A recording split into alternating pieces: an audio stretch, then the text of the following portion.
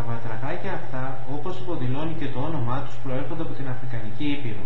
Ανάλογα με τον αριθμό των βατράχων που θα έχετε στο ενδρίο, θα πρέπει να ρυθμίσετε και το μέγεθος της δεξαμενής και την ποσότητα του νερού που θα βάλετε σε αυτήν. Ένας εμπειρικός κανόνας λέει ότι 10 λίτρα δυστυχού σε κάθε βάτραχο νεαρής ηλικίας. Καλό είναι σε μια δεξαμενή να μην έχετε παραπάνω από 3 βατράχια, δεδομένου ότι δεν παραμένουν μικρά σε μέγεθος. Τα βατράχια αυτά έχουν υψηλές απαιτήσεις στα βιταμίνη B. Συχνά παρουσιάζεται το φαινόμενο να μην τρώνε για ένα διάστημα μιας εβδομάδας περίπου, και μετά το πέρας αυτής της περίοδου νηστείας να επανέρχονται κανονικά στις διατροφικές του συνήθειες. Το pH του νερού της δεξαμενής θα πρέπει να είναι σε ουδέτερη περιοχή και να κυμαίνεται μεταξύ 6,5 και 7,5, ενώ θα πρέπει να δώσετε ιδιαίτερη σημασία στη θερμοκρασία του νερού, που δεν πρέπει να πέσει κάτω από 70 βαθμούς Φαρενάιτ.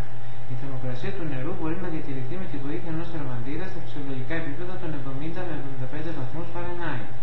Επιπλέον, καλό είναι οι αλλαγές του νερού να γίνονται συχνά και να έχετε ένα καλό σύστημα φιλτραρίσματος. Καλό επίσης είναι να τους παρέχετε φωτισμό κατά τη διάρκεια της ημέρας. Τη νύχτα όμως είναι απαραίτητο να κρίνετε το φωτισμό για ένα διάστημα 12 ωρών περίπου.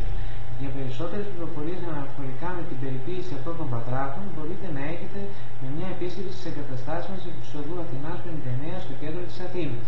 Εκεί θα σας εξυπηρετήσουν άνθρωποι με μεγάλη εμπειρία σε σχετικά θέματα.